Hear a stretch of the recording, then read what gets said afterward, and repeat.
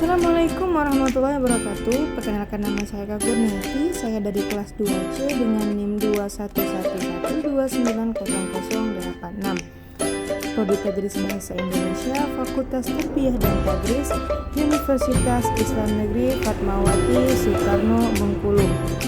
Pada video kali ini, saya akan menerangkan mengenai disimilasi, modifikasi vokal, netralisasi, zeroisasi, metatesis, diftongisasi, monoftongisasi, serta anaptiksis. Pada penjelasan pertama ini, saya akan menjelaskan mengenai disimilasi. Disimilasi adalah perubahan sebuah fonem yang berdekatan satu sama lain menjadi fonem yang berbeda.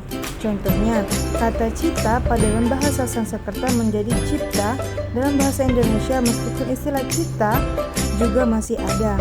Kata janma dalam bahasa Sanskerta menjadi jelma, dalam bahasa Indonesia nasal pertama berubah menjadi i. Lalu, modifikasi vokal. Modifikasi vokal adalah perubahan bunyi vokal sebagai akibat dari pengaruh bunyi lain yang mengikutinya. Perubahan ini sebenarnya bisa dimasukkan ke dalam peristiwa asimilasi, tetapi karena kasus ini tergolong khas, maka perlu disendirikan. Sebagai contoh, kata balik diucapkan balik, vokal i diucapkan rendah, tetapi ketika mendapatkan sufiks an sehingga menjadi baikan, bunyi ini berubah menjadi tinggi, balikan. Perubahan ini akibat bunyi yang mengikutinya. Pada kata balik, bunyi yang mengikutinya adalah glotal, stop atau hamzah.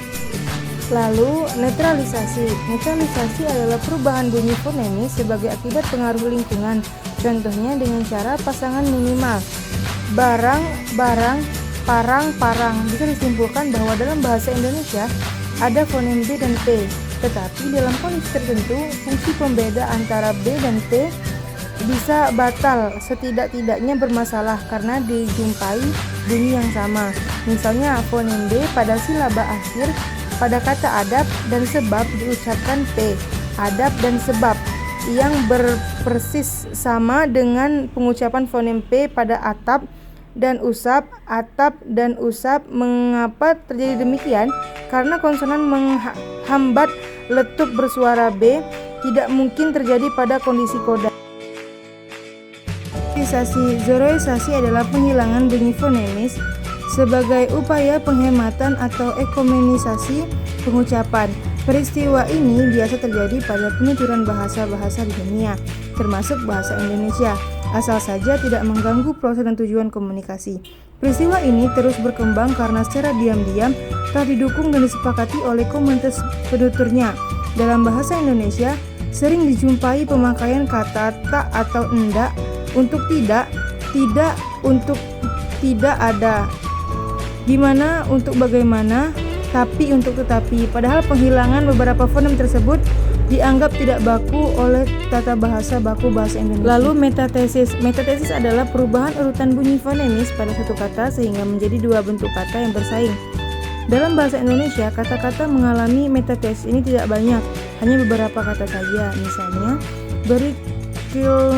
berkerikil menjadi kerikil, jalur menjadi lajur, berantas menjadi berantas. Metatesis ini juga bisa dilihat secara diakronis. Misalnya, lemari berasal dari kata Portugis almari, rabu berasal dari bahasa Arab arba, rebab berasal dari kata Arab arbab. Lalu diftongisasi. Diftongisasi adalah perubahan bunyi vokal tunggal monoftong menjadi dua bunyi vokal atau vokal rangkap atau diftong secara berurutan.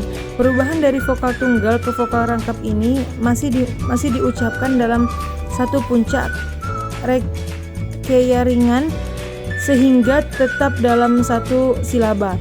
Kata anggota diucapkan anggota, sentosa diucapkan sentausa. Perubahan ini terjadi pada bunyi vokal tunggal o ke vokal rangkap au, tetapi tetap dalam pengucapan satu bunyi puncak. Hal ini terjadi karena adanya upaya analogi penutur dalam angka pemurnian bunyi pada kata tersebut. Bahkan dalam penulisannya disesuaikan dengan ucapannya, yaitu anggota menjadi sentausa. Contoh, teladan menjadi tauladan, vokal menjadi au jadi topan menjadi taufan, vokal O menjadi selanjutnya moftongisasi. Kebalikan dari diftongisasi adalah monoftongisasi, yaitu perubahan dua bunyi vokal atau vokal rangkap diftong menjadi vokal tunggal atau monoftong. Peristiwa penunggalan vokal ini banyak terjadi dalam bahasa Indonesia sebagai sikap pemudahan pengucapan terhadap bunyi-bunyi diftong. Kata ramai diucapkan rame, petai menjadi patai, diucapkan pate. Perubahan dari ini terjadi pada bunyi vokal rangkap I ke vokal tunggal E. Penulisan pun disesuaikan menjadi rame dan pete. Contoh, kalau menjadi kalo, danau menjadi dano, santai menjadi sate, damai menjadi dame.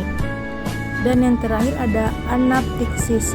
Anaptiksis atau suara bakti adalah perubahan bunyi dengan jalan menambahkan bunyi vokal tertentu di antara dua konsonan untuk memperlancar ucapan. Bunyi yang biasa ditambahkan adalah bunyi vokal lemah. Dalam bahasa Indonesia, penambahan bunyi vokal lemah ini biasa terdapat dalam kluster. Misalnya, putra menjadi putera, putri menjadi puteri, bahtera menjadi bahtera, serigala menjadi serigala, seloka menjadi seloka. Akibat penambahan tersebut berdampak pada penambahan jumlah silaba. Konsonan pertama dari kluster yang disisip bunyi E menjadi silaba baru dengan puncak silaba pada A. Jadi tra menjadi tara, tri menjadi tari, sri menjadi sari, dan slo menjadi salo. Apabila dikelompokkan anaptiksis ini ada 3 jenis, yaitu potesis, apentesis, dan pragog. Itulah tadi penjelasan singkat dari saya mengenai materi hari ini.